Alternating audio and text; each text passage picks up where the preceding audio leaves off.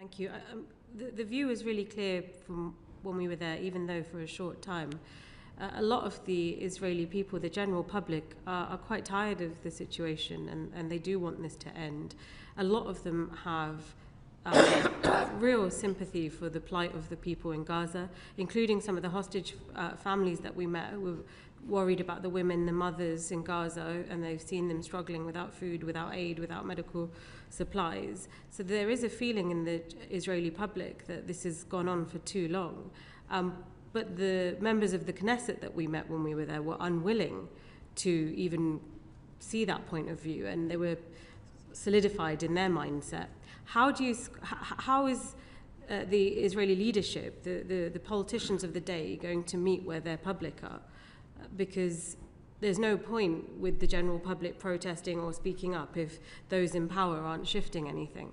How do they get to a different point in this stage? Well, you since you missed your bus, you missed the part when I was saying. Didn't miss her bus. Her bus was slow. The train.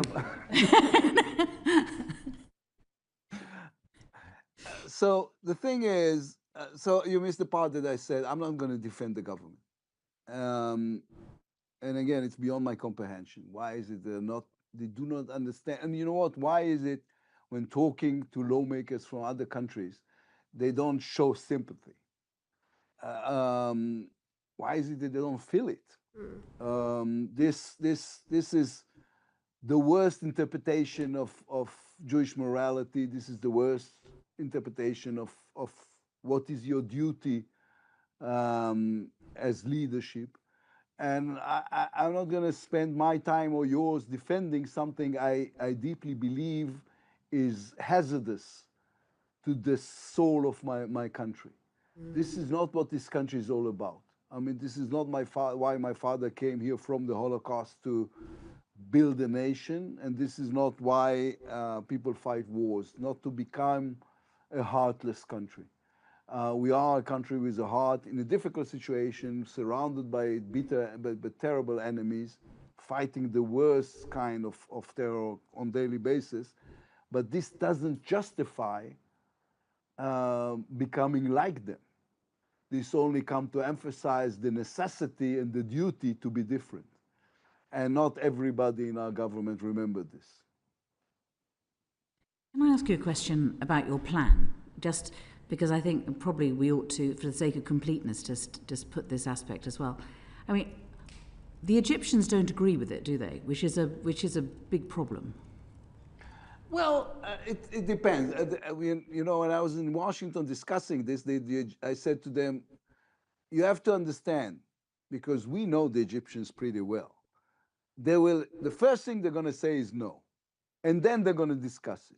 This is, I mean, we've been working with them. I mean, one of the, you know what, it's an encouraging thought that wars come and go in the Middle East, but if you're looking at this, agreements survive.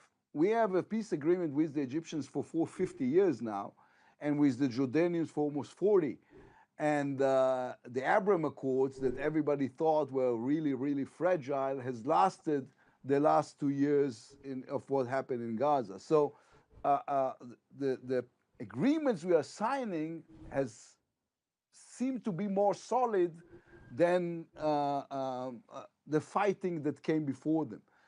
And I think we know how to close a deal, especially if it takes into consideration the internal problems that preoccupies Egypt and the Egyptian leadership. And besides, and people needs to remember, and I reminded the Egyptians that the reconstruction and rebuilding, rehabilitating of Gaza is going to be the second largest economical project in the Middle East after the rebuilding, reconstruction, and rehabilitating of Syria. So it's big business. It's the right thing to do. It's bringing them back to the position they always had, which is the most important Arabic country. It has so many advantages to Egypt that I believe we can find a way. And you know what? It doesn't even contradict. And on this, the Egyptians agree with me. It doesn't contradict the plan that the Egyptians themselves has presented in the Arab League last 2 Arab League meetings, because it's going to be some sort of an interim stage towards the plan they have presented. What you mean is the plan that the rest of the world believes is the way forward, which is 2 states. The rest of the Arab world. Yeah, but they also want 2 states. Well, as I said, we don't want to. Listen, there was a funny. It was funny to me. I don't know if you're going to find it funny. Before the conference in Saudi Arabia, when President Trump went to Riyadh and everybody was invited but us, and somebody asked me about this, and I said, this is weird. This is because the only thing the Saudis wanted was that Netanyahu will say something about the possibility of somewhere down the road in the far future, if all Palestinians will converted to Judaism and become blonde, then we will agree to a 2-state solution. And he refused. And I've said on Israeli television that this was the very first time ever that everybody was asking Benjamin Netanyahu to lie, and he refused. So, yes, eventually I want peace with the Palestinians. And this shouldn't be off the table ever, because this is what I want for my children. And not being able even to say it out loud is just not only ridiculous but also cowardly. This is not going to happen in the near future, but we have to have a future. And there's, on top of this, of course, the necessity not to take steps in the West Bank that will make things irreversible.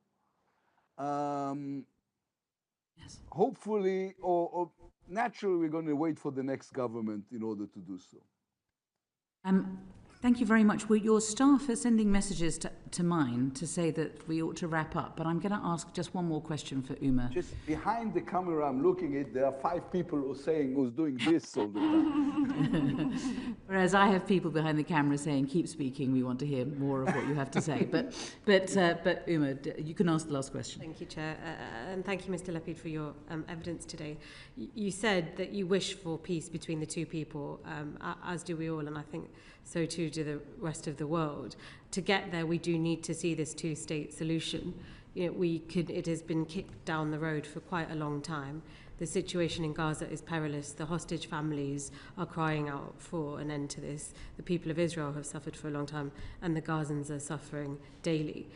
How do we get to the 2-state solution if the Knesset are not willing to say this out loud or have this conversation? Well, first of all, not all the Knesset, as you just heard. I think part of what is, it's interesting, there was a huge discussion here about Churchill, because Netanyahu's followers said all the time, you see, he's the new Churchill, now he fought Iran. He was the one who said, when he was walking alone in the dark, saying Iran is the biggest threat, now the entire world understands, as Churchill did before World War II. And then some of us said, after the war, Churchill has lost the war, the election. And you know why? Because Attlee, he was very less impressive, had a plan for the future of England. We have a good plan for the future of Israel. And I don't know how much you follow Israeli domestic politics. I know, Uma, you know, Parliament member, I know you do more than others. In every poll in the last 2 years, they're going to lose this coalition. They're going to lose because they have no plan for the future of Israel. They're just selling fears all around. The world is in the midst of an international struggle between populists and alarmists and people who are just making sense and trying to build better future. And the only principle in politics that works is the pendulum principle. And the pendulum now is moving our way. So I'm optimistic about the possibility of a Knesset with a majority of people who are saying, yes, we want to have a better future for our children, and this better future includes peace with our neighbors. Thank you. Good. Thank you. Thank you very much. We will put your staff